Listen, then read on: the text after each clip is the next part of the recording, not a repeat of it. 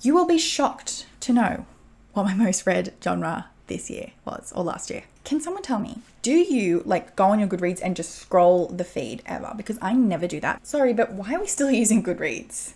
Hello, welcome back to the chaos that is Shiny and Books. This is a very delayed video to be posting, so probably no one cares, but I'm going to make it anyway because I like stats. But we've just had sicknesses just going through our house at the moment, and everything had to be put on hold to deal with the sicknesses. So now that we're all on the mend, it is time to make some videos that I had intended to make at the beginning of January. So today I'm going to go over my 2023 reading stats. And I know not everyone cares, but I like stats. And also I'm going to be looking into Storygraph. I signed up, I think last year or the year before last year, and then I just forgot to use it. So I went through and deleted everything and then imported all of my books from Goodreads into Storygraph, which it took a while because I guess everyone was doing that in the new year. So after like a week, I got the email to say that everything had been imported in. I now have my Storygraph stats, which I haven't really looked at yet. So I'm very excited to see what it says because they like have different stats. Obviously I wasn't filling it out throughout the year, so it may not be 100% accurate,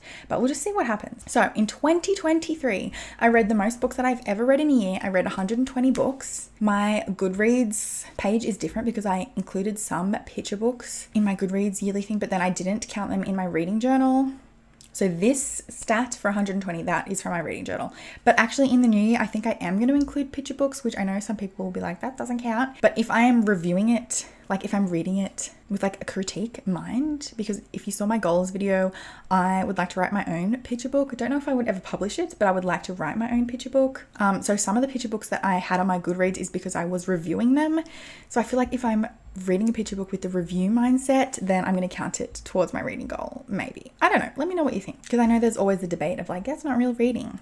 And I'm not going to count like the silly picture books that I read with my son, because some of them have good messages, but some of them are just like silly, and I won't count those ones. I'll count like the ones that are actually, I don't know what I'm saying. Anyway, who cares? So yeah, I read 120 books, which is, first of all, the most I've ever read. Second of all, very satisfying, like round number.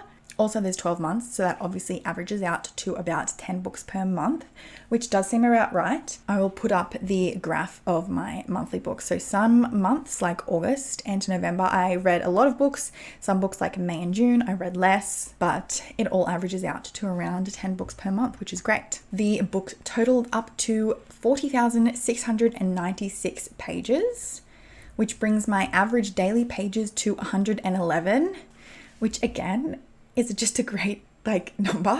And it also does make sense for me. Around 100 pages a day seems right. My average book length then is also 339 pages, which again checks out because I read books around the 300 page mark. I don't read a lot of really thick books, but if you've seen in my reading journal, I've got it right here so I can actually show you. I do track how many pages I read in a day. I have this graph. So each amount of pages is a color, and as you can see, the blue is 0 pages. So I always get into this little slump here, which we're changing this year. But yes, I love seeing this filled out. So I do know roughly around how many pages I read per day. So this graph that I'm going to pop up is my daily pages. So there were quite a few days. The most common amount of pages I read per day was 0, because I always get into that slump. But that's followed by 200 or more pages. So there were a lot of days that I read a bunch of pages, which caught me up. My least common amount of pages is between 150 and 200, which makes sense because once I get to the 150 mark, I just end up powering through past 200. It does make sense with my statistics that 111 is my average, when I have a lot of days that I read more than 200 and a lot of days that I read none. Okay, genres. You will be shocked to know what my most read genre this year was, or last year. And also my second most read.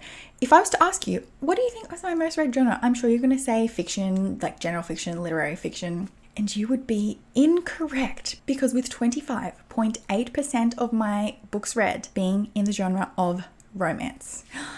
My God, I'm as shocked as you are. So I'll pop up the graph. Romance was my most read genre, and my second most read was fantasy. Which is hilarious to me because I am not a romance girly, I'm not a fantasy girly.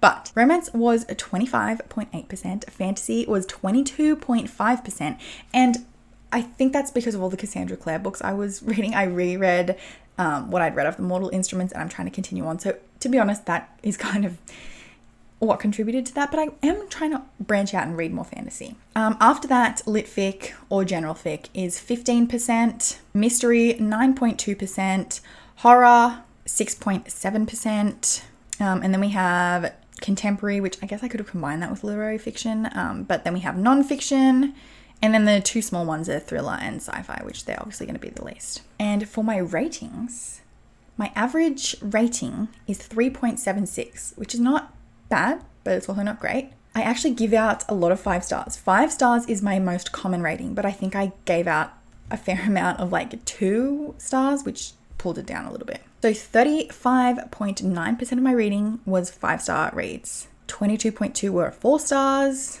14.5% 3 stars, 15% 2 stars, and then the point. I think this year I'm going to do more point stars because Storygraph actually allows that.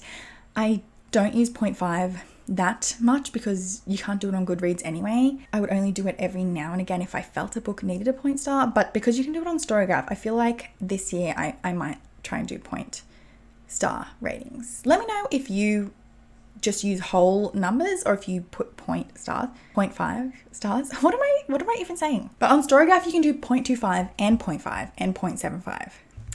The audience for age, mostly adult books, which will be no surprise, 73.9%, 20.2% young adult, which is almost exclusively the Cassandra Clare books that I read because I don't read young adult, and then 5.9% middle grade. And then for format, my most read format of books is audio/physical. So listening to the audiobook while reading the physical book. 45% of my reading was done that way. Following that, 26.7% is just physical by itself. 20% is just ebook by itself. 5.8% is audiobook alone, which I don't do that very often. And then audiobook and ebook is 2.5%. I'm predicting that this year my ebook number will go up because I got my Kindle in July. So I only had my Kindle for half the year and my ebook number was 20%. So I feel like this year, if I'm going to be using my Kindle for the entire year, that number is going to go up heaps. So those are the stats that I had tracked within my reading journal. I think that's pretty much it. I'm going to move over to Storygraph and have a look what their stats say. I'm very excited to see what sort of things they say about my reading year. Yeah. All right. Looking at Storygraph. My stats I can tell are already wrong because it's telling me I read 119 books. So I don't know what book it missed. I'm going to assume it was one of my rereads. The dates didn't come through for the reread because I did reread some books this year. So I'm going to guess that's what happened there. And the page count is also wrong. The page count that I have in my journal is because I literally wrote the exact amount of pages that I read. But you know how sometimes they track, like on Goodreads, it'll track a different edition, or it will count like if there's a bonus chapter at the end or if there's extra acknowledgements that I personally didn't read. Like I literally in my journal wrote down the exact number of pages that I read. So that's why my journal is accurate, but this isn't. All right, here we are in Storygraph. So my moods, which I was very excited to see because this is one of the things that Storygraph has that I wouldn't have tracked otherwise and that Goodreads doesn't have. So it looks like the biggest chunk of this pie is emotional books is the main mood that I read from, followed by reflective, lighthearted, mysterious, funny, dark, adventurous, and then the smaller ones are hopeful, tense, sad, inspiring, informative, challenging, and relaxing. That's interesting. I mean, emotional does make sense, but I don't know why couldn't sad and emotional be the same. Also, what is the relaxing book that I read? Legends and Lattes. All right, the next one we have pace. So it looks like the majority of the books that I read were of medium pace, followed by fast, and slow is the least common, which I guess that's interesting. Page number. Oh, I didn't even track this in my journal. So most common amount of pages, I mean, is no surprise, 300 to 499. 70% of the books were that. Only 8% were more than 500 and 22% less than 300, which does make sense. Fiction versus non-fiction, no surprises because mostly fiction, 94%, and 6% non-fiction because I didn't complete my non-fiction goal. Changing that this year. All right, genres. And again, I did track this in my reading journal, but those were the main genres. So obviously contemporary here is at the top, probably because I counted lit fic with contemporary, and then romance and fantasy. See, yeah, young adult is counted as a genre, which I don't count that as a genre in my... Why? Okay, because books can be counted as more than one thing. So I guess the romance books also counted as contemporary books is why that one is so big. I don't know. Oh, there's a stat that I didn't even have. Like, I do track how many books have LGBT rep in them as well as BIPOC authors, but I didn't even write that down as it, like, I didn't even put that in my stats thing, but I do track it. But there you go. 22 books, according to Storygraph, had some sort of gay rep in them. Self-help. What was the self-help book? Oh, yeah, you're right. Religion. Oh, the Jill Duggar memoir. I was really curious about that. Okay, the format that I read, that's obviously off. Most read authors. Cassandra Clare coming in at 13 books. Followed by Jessica Townsend with 3. Sarah Reese Brennan. Oh, that's because she co-wrote some of the Cassandra Clare books. Sam Kerr, 2 books. How did I read 2? I only read 1. This can't be right. That must have got logged 2 times. Interesting. Anyway, languages, obviously some of the books got added in as the wrong edition because I definitely only read English books. But this one is interesting. Number of books and pages. I obviously had a graph in my own stats with the number of books, but I didn't do number of pages per month. So the blue is number of books read, and then the red is number of pages read, which honestly, the lines are like almost exactly the same. The only thing is February, I must have read some short books because there's a lot more books than pages, but I thought that was going to be a lot more interesting than it was. And then my star ratings, again, this, I'll be interested to see this coming year because I'll be able to put in 0.25, 0.5 and 0.75 ratings. So yeah, that was exciting to see the stats. I'm really excited to use Storygraph, and I want you to let me know if you use Storygraph because, sorry, but why are we still using Goodreads when there's a better option? I don't know why I hadn't moved over. I think I just totally forgot about it. And like my books weren't accurate, so it was annoying me. But you can have your reading goal. So my reading goal on Storygraph is the same. It's set to 50 books. But you can also add in a bunch of challenges. So the Buzzword Reading Challenge is on here. But I'm trying to read from a bunch of different countries, so I can find a challenge for that. The A to Z challenge is on here. I just feel like that I'm just really excited to try out Storygraph. And I feel like with Goodreads, can someone tell me, do you like go on your Goodreads and just scroll the feed ever? Because I never do that because I feel like it shows you literally everything. It will show you like, oh, X person is 20% into their book, or like X person added this to their want to read list. And I feel like I don't really want that. I just want to see what people are rating books and reviewing books on my feed. And I don't think there's a way to do that in Goodreads.